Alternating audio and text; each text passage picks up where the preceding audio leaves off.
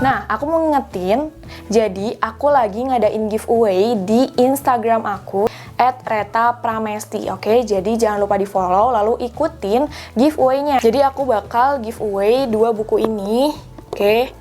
Ini sebenarnya sama-sama buku TPS UTBK, tapi aku bakal peruntukan untuk anak soshum dan anak saintek. Hai guys, Assalamualaikum warahmatullahi wabarakatuh. Kembali lagi di channel aku, Reta Pramesti. Kali ini aku bakal ngelanjutin bahas tentang UTBK. UTBK itu apa sih, Kak? Udah aku sebut nih sebelum-sebelumnya, tapi nggak apa aku bahas lagi. UTBK merupakan ujian tulis berbasis komputer, yang mana ini tuh merupakan ujian saringan masuk PTN nih.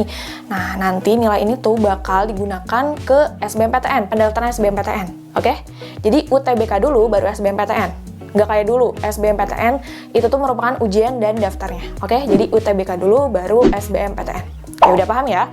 Sekarang aku mau lebih memfokuskan membahas mengenai 5 tipe subtes di TPS UTBK 2020. Nah, ini bisa menjadikan gambaran untuk UTBK 2021. Nah, apa aja tuh? Oke, kita bahas satu persatu. Nah, oke, yang pertama itu kan penalaran umum ya, atau orang sebutnya PU. Nah, di penalaran umum ini, sesuai dengan namanya, itu banyaknya sih teks bacaan gitu. Di teks bacaan ini, kita tuh harus menalar apa sih informasi yang ada di teksnya, lalu kesesuaian isi paragrafnya, membaca tabel atau grafik. Nah, di subtes penalaran umum juga kemarin tuh ada yang namanya bahasa Panda nih, yang menggegerkan anak angkatan 2020. Sebenarnya bahasa Panda itu apa sih? Apakah bahasa yang digunakan sama panda? Itu merupakan suatu bahasa buatan atau artificial language gitu ya, bahasa kerennya, bahasa buatan. Oke, jadi kayak kita harus melihat nih polanya tuh kira-kira tuh gimana ketika misalnya bla bla bla itu tuh artinya apa gitu. Oke, jadi penalaran umum itu kayak gitu. Yang kedua, pemahaman, bacaan, dan menulis. Nah, ini biasanya tuh bentuknya teks juga nih, panjang-panjang ya. Tapi ini tuh lebih fokus ke struktur teksnya. Jadi kayak misalnya pemakaian huruf, pemakaian kalimatnya efektif atau enggak, KBBI-nya itu kayak gimana, apakah udah bener atau belum, baku atau enggak, tanda-tandanya seperti apa gitu, kayak pertanyaan, tanda seru, itu tuh sebenarnya gunanya buat apa gitu. Dan intinya sih ke memahami bacaannya gitu. Jadi memahami teksnya berdasarkan strukturnya juga, oke? Dan juga penalaran kebahasaannya yang tadi sudah aku sebutkan berdasarkan teori-teori di Indonesia yang sudah kita pelajari semasa SD sampai SMA. Nah, yang ketiga itu adalah pengetahuan dan pemahaman umum. Kalau di tahun 2019 itu tuh ada bahasa Indonesia dan bahasa Inggris kan. Nah, kalau di tahun 2020 itu antara Indonesia dan Inggrisnya tuh kayak dipisah. Jadi pengetahuan pemahaman umum ini fokusnya ke teks bacaan. Nah, jadi emang bacaan juga, panjang juga gitu kan. Nah, terus biasanya ditanyanya itu adalah soal analisisnya, terus kayak kesimpulannya, memaknai istilahnya, mengidentifikasi wacananya, seperti itu. Oke? Yang keempat, pengetahuan kuantitatif. Seperti namanya ya, kuantitatif, hitungan gitu. Jadi udah pasti ini adalah soal-soal yang berhubungan dengan matematika. Jadi harus dikuatin lagi nih tentang rumus-rumus matematikanya, lalu penyelesaian soal ceritanya, dan juga konsep-konsep matematika yang udah kamu pelajari di SMA. Jadi ya banyak juga nih soal-soal kayak misalnya ya materi trigonometri, fungsi, dimensi 3, aljabar, statistika, dan lain-lain. Nah, itu tentang pengetahuan kuantitatif. Yang kelima, ini baru banget nih, bahasa Inggris. Nah, sebenarnya di tahun 2019 tadi udah aku sebutkan, itu masuknya ke pengetahuan pemahaman umum. Tapi 2020 itu masuknya ada subtes tersendiri, yaitu bahasa Inggris. Nah, di bahasa Inggris ini juga sebenarnya bacaan ya, sama kayak 3 subtes sebelumnya, yaitu PU, PBM, sama PPU. Nah, bahasa Inggris ini sebenarnya teks bacaan, tapi Inggris gitu, bukan bahasa Indonesia. Intinya di teks itu tuh kan ada informasi tentang ya teks yang dibicarakannya, lalu biasanya ditanyakan mengenai soal-soal yang merujuk ke teksnya.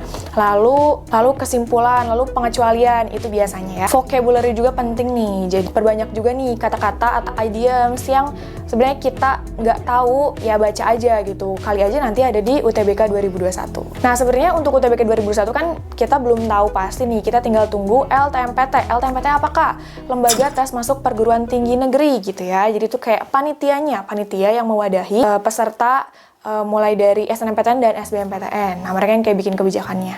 Kita tunggu aja keputusan mereka untuk memutuskan apakah TPS-nya tuh ada 5 subtes, 4 subtes, 3 subtes, atau berapa. Oke, tapi udah ada gambarannya di 2020 itu ada 5 subtes.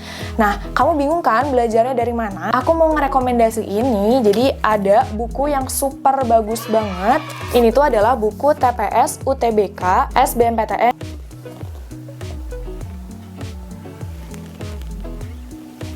Oke, wah lucu banget ya, putih suci gitu kan. Bagus, terus ini berwarna-warni juga nih, mulai dari si cover dan juga belakangnya. Oke, nah sekarang aku mau nge-review buku ini. Oke, jadi tadi kan aku rekomendasikan, berarti aku harus review secara detail. Oke, nah jadi buat covernya nih, ini bagus juga. Terus untuk dalamnya ini kayak kertasnya itu kuning gitu. Dan ini bagus juga ya buat belajar, jadi rasanya nggak ngantuk aja gitu. Aku kalau misalnya pakai kertas kuning belajarnya itu kayak lebih fresh aja gitu, nggak tahu kenapa ya. Nah ini tuh dari The King Educa, oke? The King Educa, judulnya adalah Super Modul TPS UTBK SBMPTN 2021. Oke, kita bahas mulai dari ukurannya. Nah jadi ukurannya ini tuh adalah 19 dikali 26, 19 kali 26. Jadi emang lumayan besar juga gitu ya untuk buku SBMPTN. Tapi sebenarnya nggak terlalu besar juga. Jadi kalau misalnya kamu mau belajar selain di rumah, misalnya di cafe, itu tinggal dibawa aja gitu ya, pakai tote bag ataupun tas, ini udah masuk gitu. Oke, untuk ketebalannya itu ini sampai 464 halaman. Jadi 400 halaman ini udah worth it banget sih menurut aku. Oke, jadi bagus banget dan emang lengkap banget. Penerbitnya adalah Si Media. Dan juga dia udah ada ISBN-nya atau standar nasionalnya gitu ya. Jadi nggak abal-abal, oke, buku ini. Nah, di buku ini juga udah ada bonus. Bonusnya itu adalah kaset TPS UTBK SBMPTN 2021. Wah, nggak akan nyesel nih kalau misalnya belajar pakai buku ini. Kita lanjut ngomongin tentang kelebihan bukunya. Kelebihan buku ini itu adalah mulai dari awal ya. Jadi di awal ini yaitu ada semacam modul-modul yang tadi udah aku sebutkan. Subtes-subtes UTBK itu kan ada 5 tuh. Nah, makanya di buku ini juga penting untuk memahami modul-modulnya atau materinya. Jadi udah dibahas lengkap modul-modulnya, baru beranjak ke soalnya. Nah, soal-soal di sini tuh ada 12 prediksi soal SBMPTN atau UTBK 2021. Nah, soal-soalnya juga nih setelah aku lihat-lihat, ini tuh soal-soalnya emang penekanannya ke HOTS gitu ya, Higher Order Thinking Skill. Nah, jadi soal-soalnya emang susah gitu, tapi kan bagus juga nih karena ini merupakan gambaran dari tahun-tahun sebelumnya yang 2020, 2019, 2018. Jadi memang berdasarkan soal-soal HOTS biar kamu terbiasa untuk melatih diri dengan soal-soal yang tipe sulit. Nah, kalau misalnya kita baca juga nih kan, selain tadi udah ada modulnya, lalu ada 12 prediksi soal yang emang soal-soalnya tuh HOTS. Nah, kita juga bisa baca di depannya bahwa ada mendapatkan free video pembelajaran dan free apps UTBK SBMPTN. Jadi kamu bakal lebih terbiasa kalau misalnya computer based gitu kan.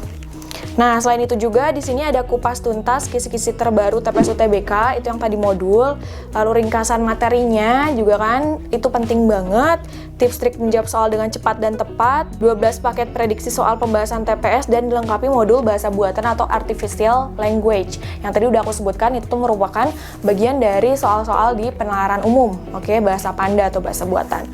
Nah, bonus CD-nya ini yang tadi aku sebutkan, ini tuh meliputi software UTBK SBMPTN, video pembelajaran, Android UTBK SBMPTN, dan ebook TOEFL masuk PTN.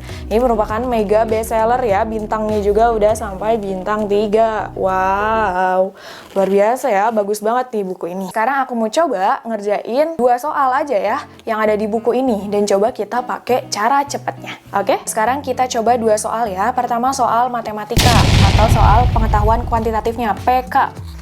Oke, jadi sini sebuah tatakan berbentuk persegi panjang diwarnai dengan satu warna pada satu sisi dan diberi pola bergaris pada sisi lainnya. Apabila tatakan tersebut berukuran 16 inci x 12,1/2 inci, berapakah total luas kedua sisi dalam satuan inci persegi? Nah, ini gampang banget ya. Coba deh, kamu pilih dulu ya, kira-kira A, B, C, D, E. Pause dulu, pasti kamu udah dapat jawabannya. Kalau misalnya belum dapat, bahasannya itu kayak gini. Jadi kan di sini diketahui kan, panjangnya itu 16 inci dikali 12 1/2 inci. Ditanya tuh langsung aja, kita fokus ke soalnya. Total luas kedua sisi dalam satuan inci persegi. Nah, persegi itu berarti kan sisi kali sisi kan? Nah, berarti atau panjang kali lebar gitu ya. Ini persegi atau persegi panjang? Oh, persegi panjang. Berarti panjang kali lebar 16 dikali 12 1/2. Oke, berarti 12 1/2 kan 25/2. 25/2 dikali 16 berarti 8 kali 25 itu 200. Nah, ditanyanya tuh total luas kedua sisi. Berarti tinggal 2 kali 200 yaitu 400. Jawabannya yang D. Nah, berarti kita tinggal lihat kunci jawabannya juga kalau misalnya udah ngerjain soal. Dan emang gampang banget ya untuk dipahaminya. Oke? Oke, soal yang kedua. Yang kedua ini adalah soal pengetahuan dan pemahaman umum. Nih ya, aku kasih teksnya. Terus soalnya tuh hubungan antara paragraf 1 dan paragraf kedua teks tersebut. Oke, kamu jawab ya, pause dulu. Nah, kamu pasti udah tahu jawabannya, udah dapet jawabannya kira-kira benar atau enggak. Jawabannya itu kita bahas ya. Nah, jadi di sini kalau misalnya kita fokus ke paragraf yang pertama, ini kan banyak menjelaskan mengenai politik responsif yang seharusnya menjelma menjadi demokrasi deliberatif. Nah, ini bisa kita cek di yang kalimat mulai dari kalimat ketiga ini. Politik responsif tersebut menghendaki agar demokrasi yang dikembangkan tidak berhenti bla bla bla. Oke. Menjelma menjadi demokrasi deliberatif. Oke.